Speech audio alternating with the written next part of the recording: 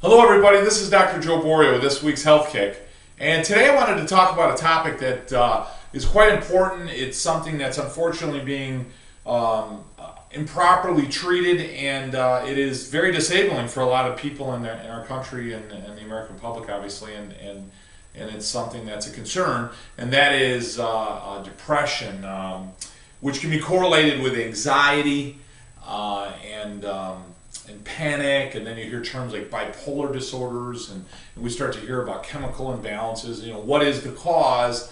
And then we start to look at treatment ramifications, and that is scary. I mean, we're using drugs that can cause more severe episodes of depression and more severe episodes of panic and bipolar type disorder, a greater degree of chemical imbalance, and suicide, put people into a deeper degree of depression. So really scary stuff, and I've got some really good answers for people, and I'd like to share those with you. We have to understand that there are chemicals in the brain that have been related to depression. The big one now, the buzzword, is serotonin. Serotonin is produced by the brain, and it has little receptors on cells. The cells have little receptors to absorb, to bring in the serotonin. And if there's a lesser amount of serotonin, the person has a state of feeling more depressed. Is that the only chemical neurotransmitter, if you will, that can cause depression? But it's one that's directly related. So now what happens is the pharmaceutical companies, they come out with a whole myriad of drugs that treat the serotonin, which in turn treat the depression. And what I mean by that is most of them are serotonin reuptake inhibitors. What that means is, here's a cell, it has receptors on it, your body makes serotonin. Well, all the serotonin your body makes isn't necessarily absorbed by the cell, so your body reabsorbs it, in a sense, has a recycling system, recycles it, and then readministers the serotonin. Well, these drugs basically inhibit the body from recycling the serotonin, so the concentration of serotonin increases. Well, what happens to that is your body says, I don't need a lot of receptors on my cell anymore, so the receptors shrink and change or lessen, and now I'm permanently dependent on the drug. And what happens is, if I try to cut off on the drug, then I feel I immediately bottom out. I immediately go into a very severe state of depression or anxiety or bipolar because of it.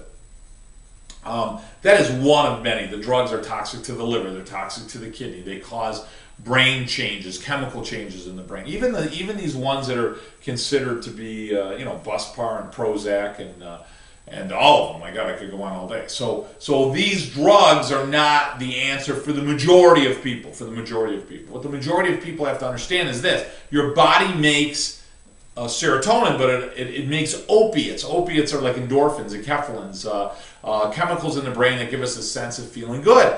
And your brain actually has a reward system in it, like the dog, the Pavlovian dog. We all heard of that, right? You ring the bell, feed the dog, ring the bell, feed the dog, ring the bell, feed the dog. Each time you do it, the dog starts to make saliva. Then I don't feed the dog, I just keep ringing the bell, and the dog has been conditioned to believe, oh, I'm going to be fat, I'm going to be fat, I'm going to be fat. The body does the same thing. When we look at different activities, the body actually makes and is rewarded, the brain is rewarded with an opiate. Food, for example, laughter, different types of activities, human behavior, sexual function, so forth, create these opiates. We hear about a runner's high, extreme amounts of energy, exercise and so forth, cause these runner's high. And as a result, the opiates give the person a sense of feeling good, and a sense of the brain feeling good, so the outlook and that so-called chemical imbalance is corrected. And now when we look at that, we look at all these new studies that are coming out, and they're showing, the Duke study is one, right? And then there's one out that was done, I think it was at Stanford. There's studies showing that, hey, if you move, exercise, if you go for a walk 30 minutes a day, okay, they showed that the people that exercised had a better correction, if that's the right word, or a better treatment of their depression than taking the drug, with no side effects. And just about everybody in the study benefited from the exercise, where not everybody benefits from the drug. So now you've got exercise that is now better than a drug all the way across the board. Why is that? Well, that's because the movement of the spine and stimulation of the nervous system. Okay, so think of your brain and spinal cord as a whole bunch of circuitry, like electrical wires. Okay, and when you move them, they start to spark or fire, if I could say it that way. Okay, and they're creating and generating like sparks and fire. Like think of Tesla, right? Creating sparks and fire, like one of those globes where you touch it and it's got all the electrical activity that goes through it, right? High voltage tubes. And as a result, that electrical activity energizes the brain, causes the brain to improve its electrochemical function, and therefore release more opiates. It turns on the brain, it turns on synapses of the brain, because the brain works electrically and chemically. The brain actually makes more of the chemicals, makes a better balance of the chemicals, and as a result, guess what? The person has a greater state of well-being, which corrects the depression, which helps with the anxiety, which helps balance the people with bipolar disorder, which have a drop in certain chemicals, which makes them feel depressed, and then their body recycles, if you will, and then they go into a manic state. Where we all do this a little bit, but the fluctuation should be mild, not massive changes, which is what bipolar causes. So when you look at this, you can look at simple exercise is vital. So 30 minutes a day can greatly improve one's state, one's sense of feeling. Secondly, if you're not somebody that's so-called clinically depressed, by exercising and so forth, your outlook, your energy is going to be improved as well, so your mood would be enhanced. A second would be the essential nutrition. Now listen, your body's making chemicals to make the brain happy, and we look at our American diet. My God, you've heard me complain about it for years. White flour, white bread, processed sugars. We look at no nutrients. We're eating dead food. We're not eating foods that are living, and as a result, putting dead food and highly processed foods and all these chemicals in our body. And now you're reading all these studies coming out on artificial colorings and so forth, and none of it's good for you. Your body wasn't designed to eat plastic. So you start honking on plastic, and unfortunately, that's some of the food that we're eating. It's insanity.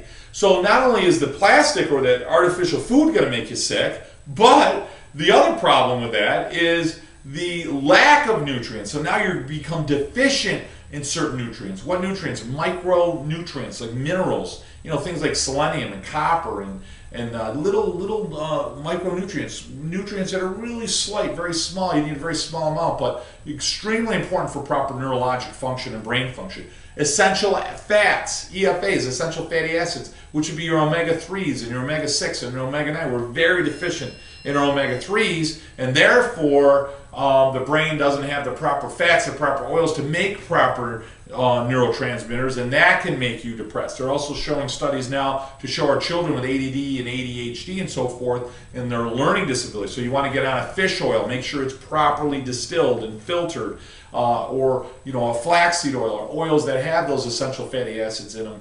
Really important for the body. So we talk about exercise, we talk about nutrients. We want to take a multivitamin with antioxidants and minerals. A multivitamin with antioxidants and minerals. Really important. Get a good one that's food-based. Now you take that and you take a good oil, and then you do some exercise.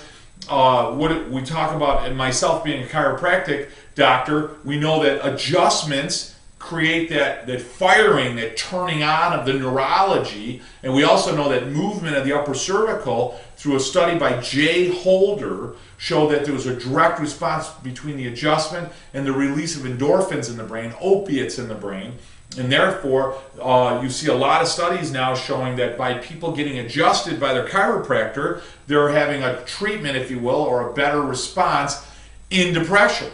How does that work? It's through a direct response of adjusting the nervous system and removing interference, removing the loss of flow, taking a rheostat, a dimmer switch, and turning it on. And boy, you get all that energy, all that electrical energy, all that information that your brain and body are trying to communicate to each other. That helps. Now, the other one is important, is proper positive thinking. Now, that word has been so overused, or those words, that, think happy. That's really not what it means, yet that's exactly what it means. And what I mean by that is, it's very difficult for someone to say, hey, you guys, think more positively. It's not really constructive when you say that. So what does positive thinking mean? What positive thinking means is take a few things, what I would tell you, take 3 things that you're grateful for. I'm grateful for my kids. I'm grateful for my health. I'm grateful for my home. I'm grateful for my family.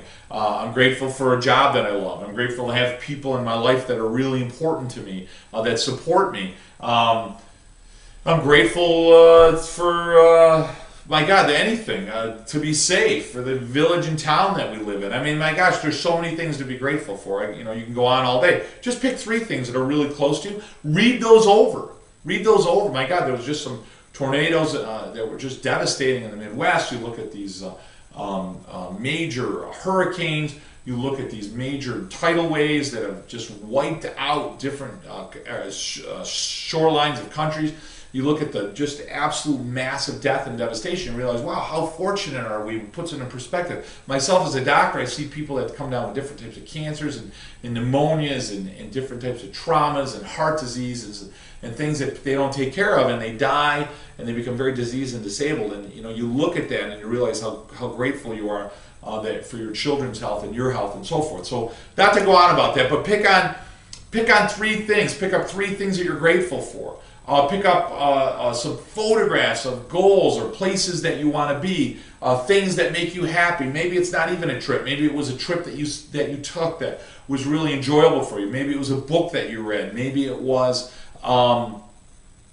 just a photograph of a landscape or a mountain or something that really makes you feel connected to, if you will, the universe or nature or God, or you know, whatever your internal drive is.